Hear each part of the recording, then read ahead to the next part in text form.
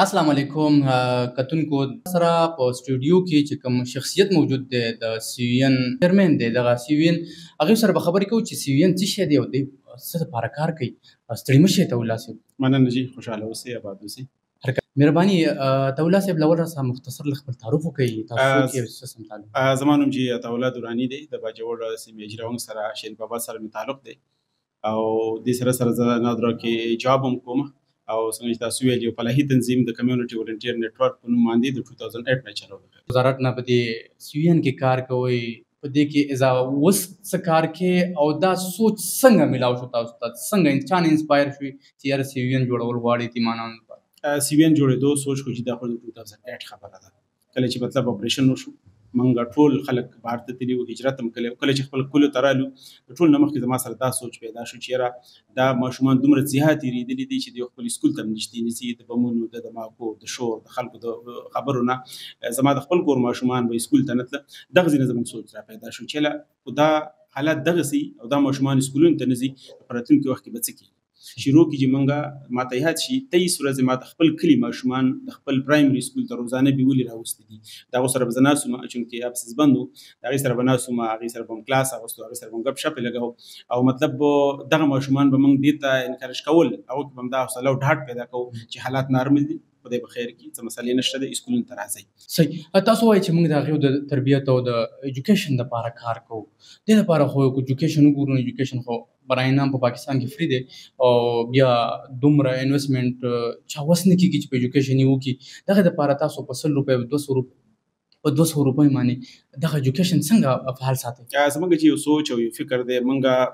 دا نه غواړو چې یتیم ماشوم د خپلې مور نه بیل شي بلکې دا چې څومره د خپلې مور سره خپلې پیم نیسي نو مطلب د هغه به هغه تعلیم او تربیت ښه کړي زموږ څه څومره هم چې هر ماشومان دي دا زیاتر په خپلو کلیو کې دي په خپلو کورونو کې دي هلته چې کوم نږدې سکولونه دي پرایویټ سکولونه دي یا سرکاري سکولونه دي په هغې کې سبق وایي په مطلب د دې چې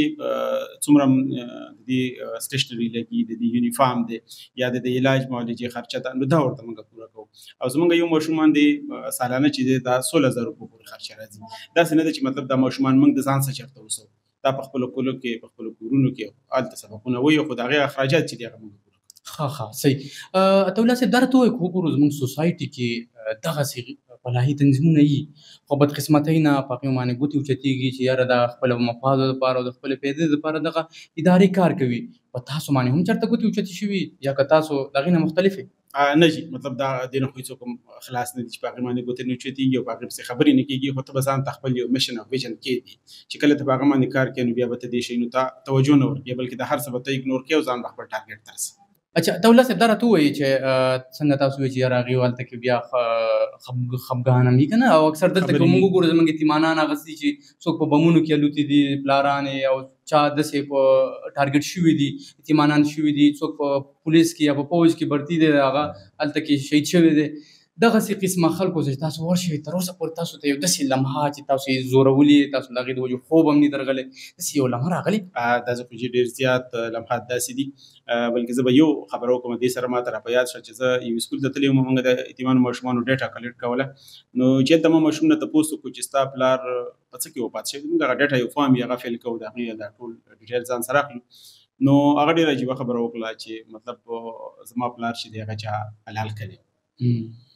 دغه ورځې نه پس ما د ماشوم نه تپوس نه دی کړی چې مطلب ستا پلار په څه کې مړ دی دغه ورځې نه مطلب ما دا بالکل فکر دی چې زه به د ماشوم نه تپوس کوم مطلب د هغې د ټیچر نه وکړم یا د هغې څوک ګاونډ کې هغې نه تپوس وکړم خو د ماشوم نه ډایرکټ زه تپوس نشم کولی چې مطلب ستا پلار په څه کې وفات شوی. چې تاسو ذکر کړو چې یو ماشوم پلار وایي چې زما هغه چا حلال کړی دی نو هغه ماشوم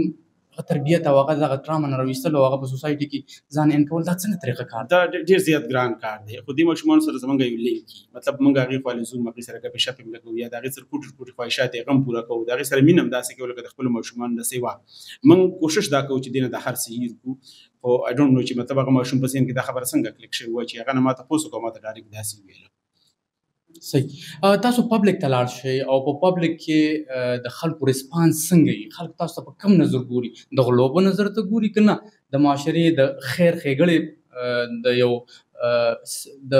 رهنما په نظر ته یعنې زه به دا ووایم زموږ سره د باجوړ د هر کلي د هر علاقې یو ولنټیر دی رضاکار دی. کله چې موږ ځو نو مطلب شکر دی د هغوی خپل یو ایمیج هلته خپل یو نوم یې خلک یې پېژني، ځکه چې دا کارونه څوک کوي د هغه په زړه کې خپل یو درد غم وي، او چې کله څوک په صحیح طریقه کوي په صحیح نیت یې کوي نو مطلب هغوی ته به خلک په ښه نظر ګوري. نو چونکې د هغو هلته خپل یو اپوزیشن وي، موږ هم چې ورشو نو خلک موږ ته عزت راکوي. صحیح. دولت صاحب دا راته ووایي چې تېره ورځ تاسو دلته کې یو لیګ هم جوړ کړی دی سپورټس لپاره، د کرکټ په نوم باندې لیګ دی، او هغې سرمني وشول او ډېر مطلب دومره انویسټمنټ په هغې وشو. زما نه د خیال که یو غریب فلاحي تنظیم هغه انویسټمنټ وکړي دومره. دغه تاسو په خپلو پیسو باندې وکړو، چا سپانسر کوي، هغې دپاره تاسو څومره سټرګل کړی؟ دې باره کې به دا ووایم چې مطلب په دغه لیګ کې تر اوسه پورې څومره خرچې کېږي یا شیرونه چې کوم شوي دي، په دې کې به یو روپۍ یو تانیس هم د سی وي ان نه لګي. البته د سی وي ان ولنټیر چې دي هغه په هغه کې کار کوي، لکه زمانه والا یا لاندې پورې څومره هم چې ولنټیرز دي هغوی په دې کې خپل سروسز ورکوي. خو د سی وي ان یو روپۍ حساب کېږي، د هغې لپاره خپل یو کمیټي د هغې ته ګوري. په دې کې موږ شیرونه دا فیصله کړې وه چې په دې کې کو سی وي ان ته ډونیشن وشو ډېره ښه ده، خو د سی وي ان یو روپۍ هم په دې کې نه لګي. او زه به دې حوالې سره دا هم ووایم چې زمونږ خپل سی وي ان یو